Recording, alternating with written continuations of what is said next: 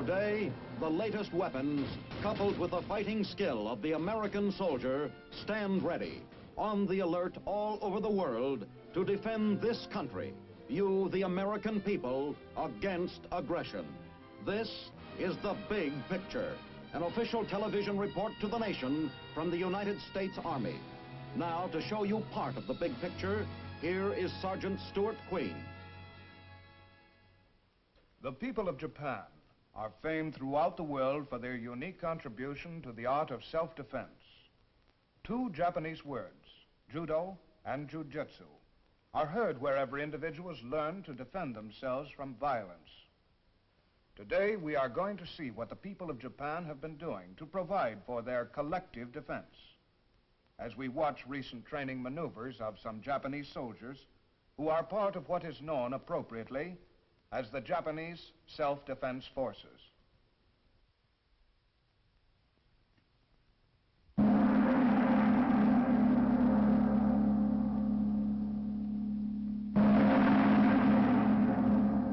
The keynote of Japanese life is tradition. This most modern of Asian nations is also the land where ancient lore and manners are venerated more, perhaps, than anywhere else in the world. To make the dead past an integral part of the living present has always been a unique Japanese gift.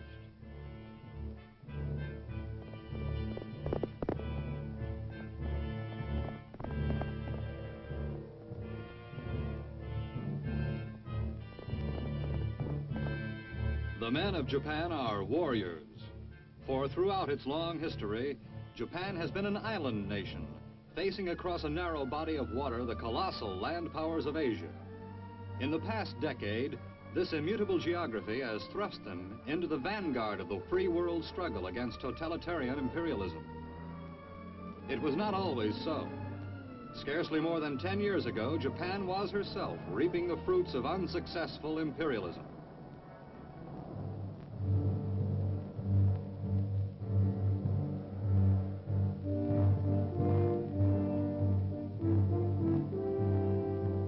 This was the heritage left to a defeated, frightened people by a small band of ruthless warlords, destroyed by the war they themselves had launched.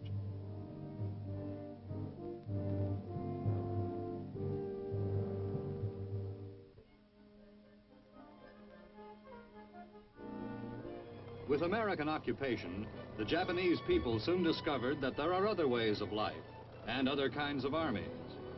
From the moment of their arrival on the home islands of Japan, American forces plunged themselves wholeheartedly into the gigantic task of reconstruction. Clearly, this was a new kind of military occupation.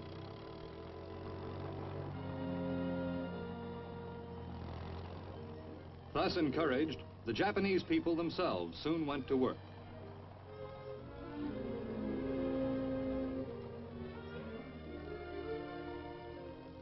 Their vast industrial capacity, their capital resources almost demolished, they yet retained those assets which had made them for hundreds of years one of the first nations of Asia: manpower, initiative, and high intelligence. Japan's industrialists have, since the 19th century, been mastering the techniques of modern industrial production. The war set them back several years, but with American help, they have been quick to catch up.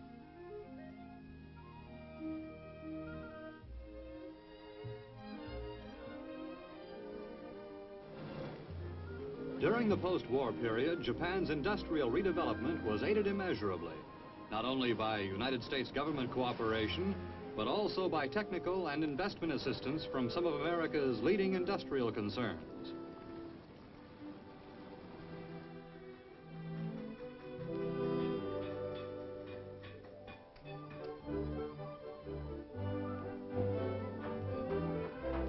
In times past, the affinity of the Japanese people for modern industrial production served to make theirs the strongest nation in Asia. With the redevelopment of industrial capacity, the rebirth of Japanese heavy industry, this small island nation is again demonstrating that she is unsurpassed in all Asia in knowledge of mass production methods. Shipbuilding is a major part of Japan's heavy industry. Its post-war revival was essential if Japan were to again possess a merchant fleet to carry her exports to world markets.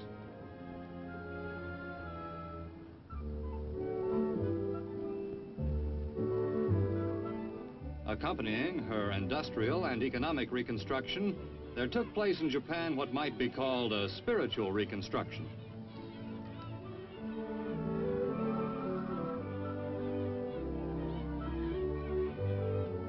From his former enemy, the Japanese man in the street began to learn what it means to be free, to no longer cringe in the presence of authority, to see the policeman and the soldier come as friends, not as the instruments of tyrannical oppression.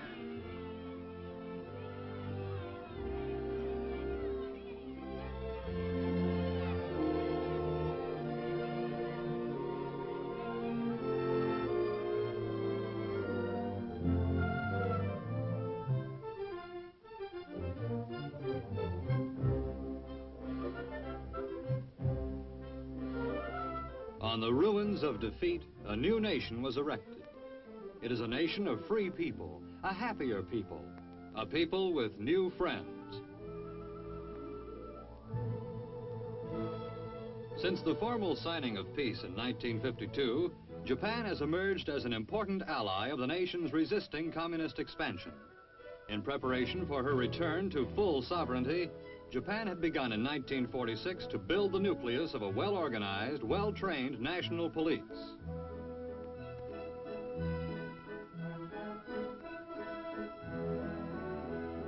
The science of judo belongs in the repertoire of all good policemen. Japan is perhaps the one place where this art comes naturally.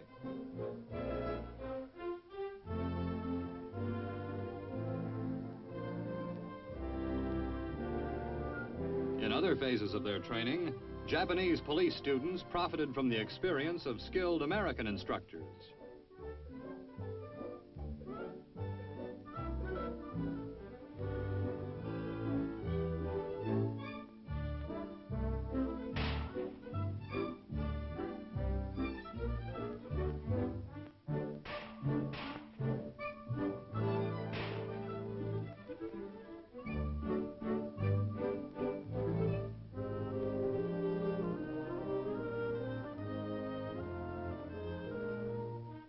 From this small post-war police corps was destined to grow the tightly organized and well-drilled Japanese self-defense force.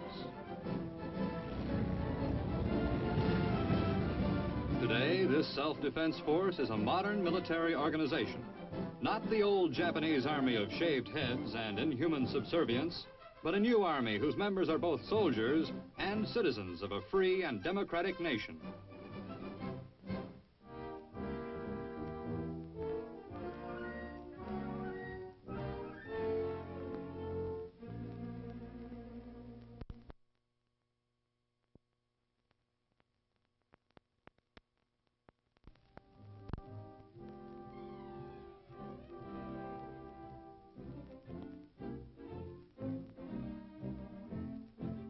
This unique bayonet drill is part of the training at Camp Fuji, formed in 1954 as the Ground Self-Defense Combined Arms School.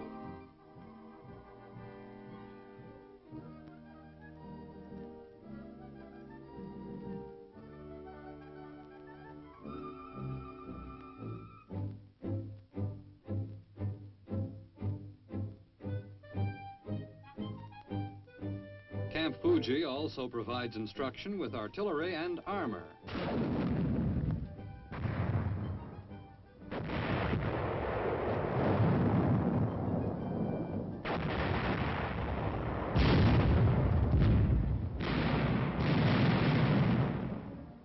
Proper maintenance of equipment is no less important than its use. Semaphore flags. Their use at Fuji provides both training and exercise.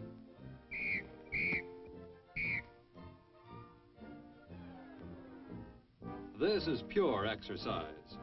Volleyball, one of the many sports at which the Japanese excel. 700 miles southwest of Tokyo is Camp Kashi. Here, members of the Japanese Ground Self-Defense Forces are trained as paratroopers by members of the United States 187th Parachute Maintenance Company.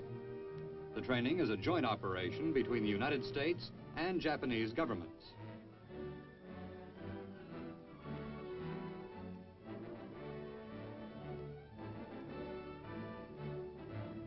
Among the United States instructors are career paratroopers with as many as 200 to 300 jumps to their credit.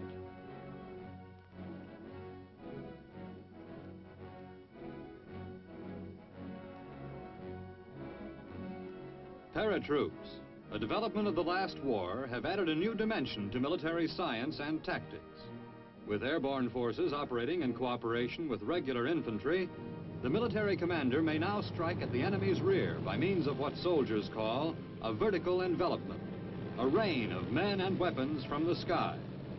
Naturally, those who participate in such an operation require a high degree of skill and training.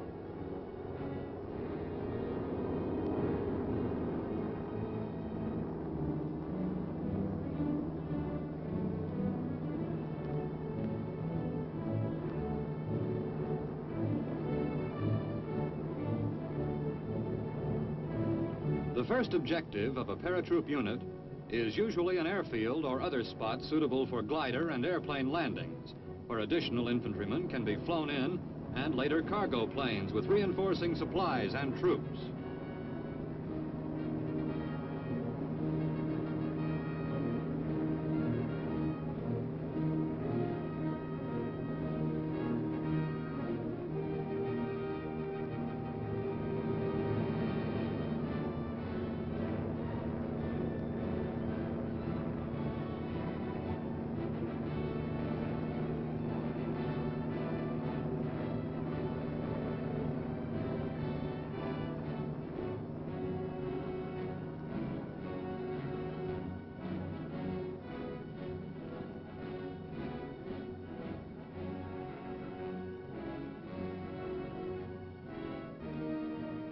There is more to it than learning to jump from an airplane. Troops dropped in this manner find themselves spread out over a large area. Part of their skill consists in their ability to reassemble speedily into organized fighting units.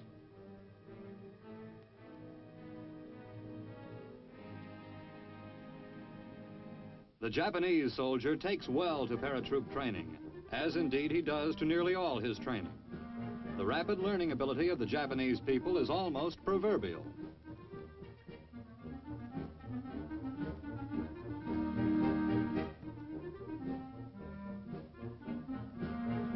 The training period at Kashi, which we have here seen, lasted 2 weeks. Of the 96 students who started the course, 92 finished with honors. Those who failed did so only because of disablement due to minor injuries incurred early in the program.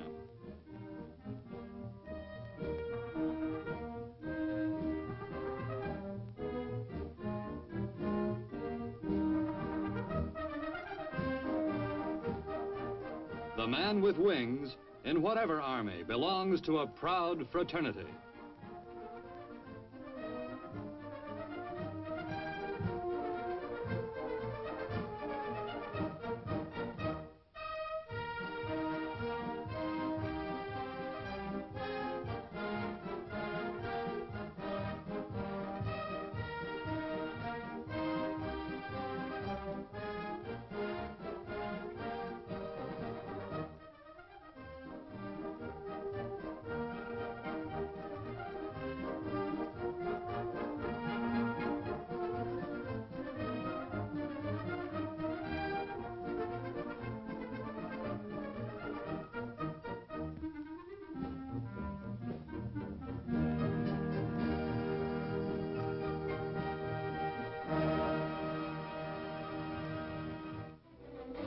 Not far from Camp Fuji, we see a slightly different kind of military rehearsal. American military advisors join members of the General Staff of the Self-Defense Forces, 3rd and 4th Divisions, in something known as a paper war.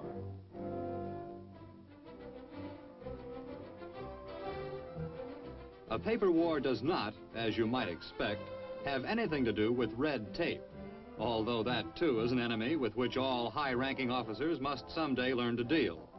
The kind of paper war we are witnessing here is a common device used by military commanders to study tactical and logistical problems.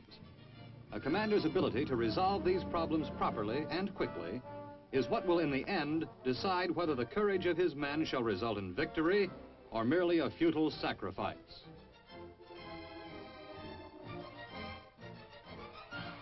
Today, a paper war is really a matter of paper and wire.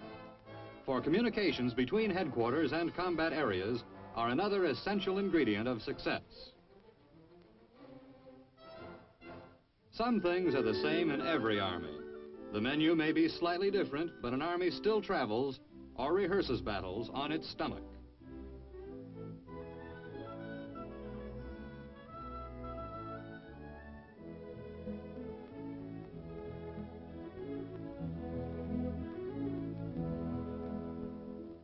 This is Camp Ashikawa. It is located on Hokkaido, Japan's northernmost home island. Here we find the 2nd Division of the Ground Self-Defense Force's Northern Corps. Among the units in training at Ashikawa are the Self-Defense Force Engineers.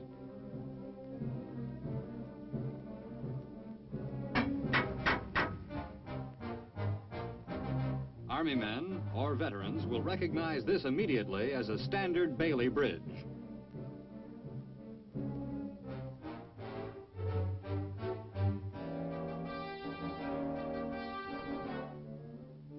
Few things test an Army's ability in the field to a greater degree than does the need for quick construction of heavy-duty bridges.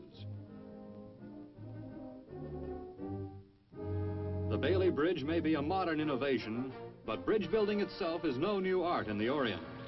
The men of Asia were building ingenious bridges long before Western nations emerged from primitive barbarism.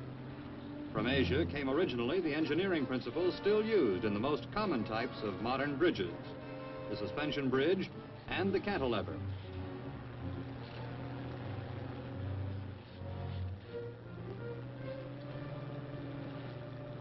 Also at Ashikawa, officers of the 2nd Signal Unit working out a map reading exercise.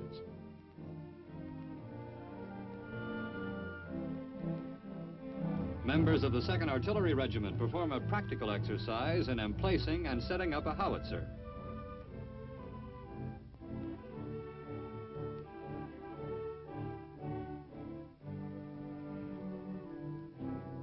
The howitzer is a relatively small, very mobile artillery piece, extremely valuable to front-line infantry troops.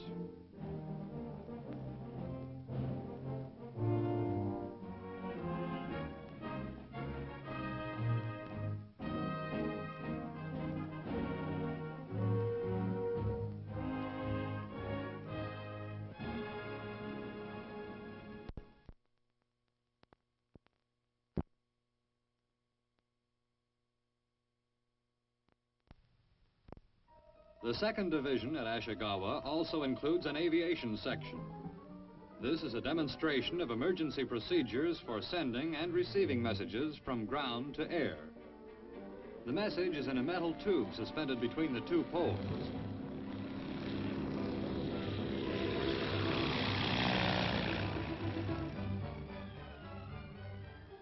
Another installation of the burgeoning self-defense force was inaugurated early last year in northern Honshu. This is Camp Tragajo.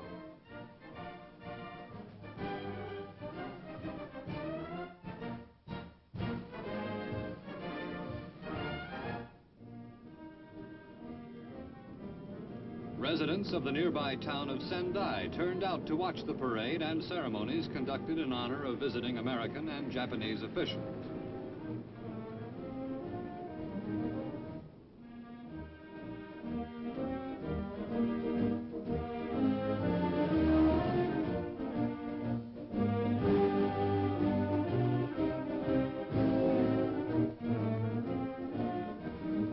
For the ceremony were numerous high-ranking Japanese officers, along with United States Generals Orlando Troxell and Herbert Vander.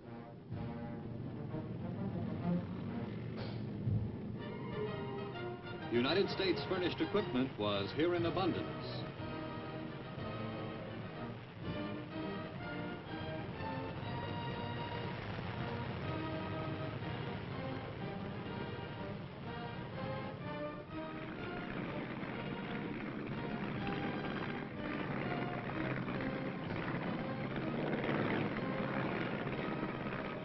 Rumoi, a town of some 30,000 on the west coast of the island of Hokkaido.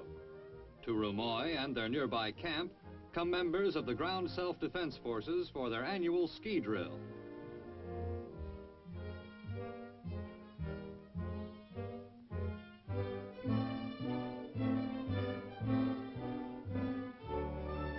Ski troops are another of those units which, like paratroops, seem to constitute a special fraternity within whatever military organization they are a part. Such training develops a strong feeling of pride among the men, nor is their pride wholly unjustified. Mountain terrain, which is the usual destination of the ski trooper, is rugged going under the best of conditions. In snow and cold, weighted down by heavy military equipment, only the strong and agile can hope to long survive, let alone fight an armed engagement.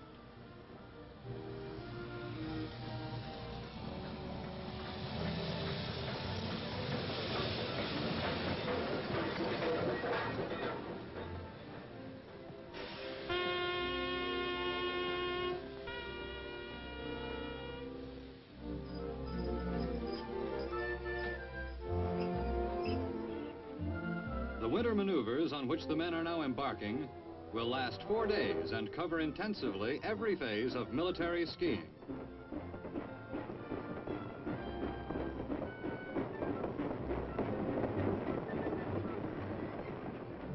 Even simple skiing on the level can be a challenging task, as neophyte skiers are constantly discovering.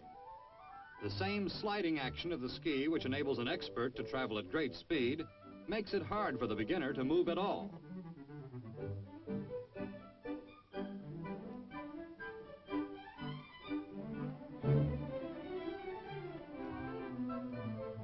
Add to the basic problems of skiing the weight of, say, a machine gun, and you have the reason why even an average military skier must be something of an expert.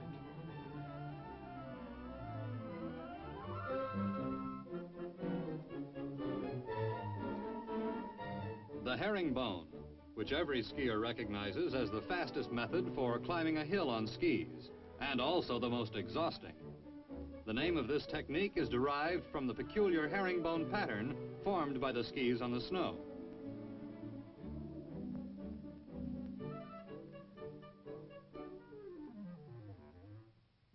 From the crest of the hill, a mortar squad will make a straight downhill run and set up its weapon.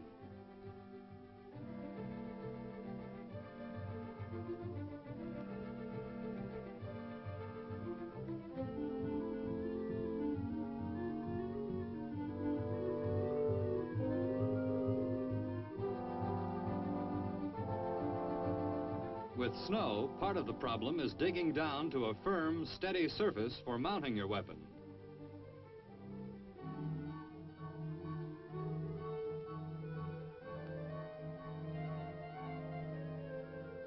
The mortar is a weapon known universally as the infantryman's personal artillery piece. Unlike heavier artillery, the mortar goes wherever the infantryman goes, becomes almost as familiar and as essential to him as his own rifle.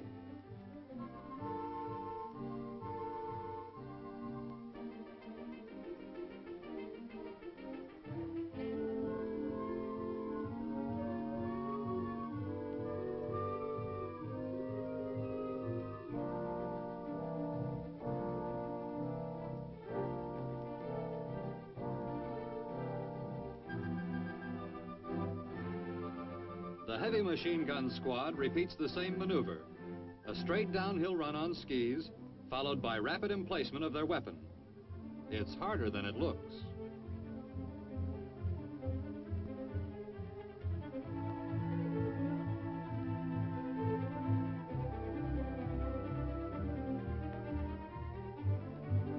Infantry on skis.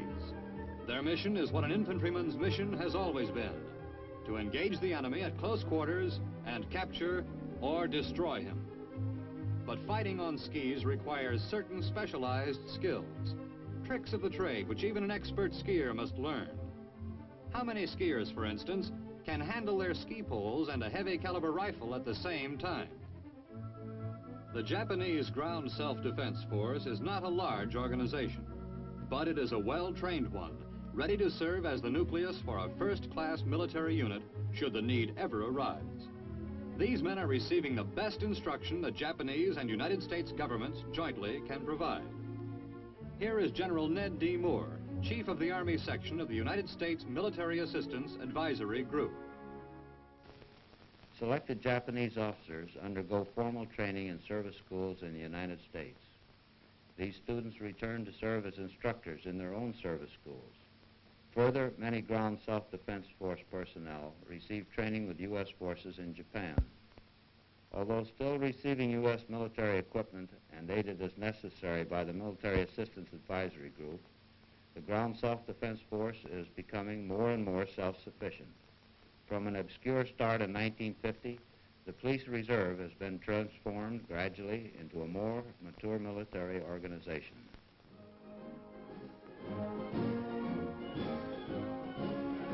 The Ground Self-Defense Force is a different army from that which paraded through Japanese streets in the days of the old imperial power.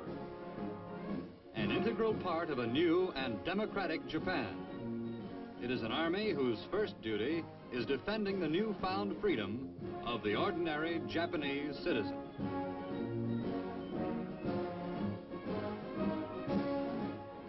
As someone once remarked, the Japanese soldier can march, he can shoot, and he learns fast. The Japanese also have great industrial capacity and scientific know-how. They are a valuable friend in the Pacific. Now this is Sergeant Stuart Queen, inviting you to be with us again next week for another look at the big picture. The Big Picture is a weekly television report to the nation on the activities of the Army at home and overseas. Produced by the Signal Corps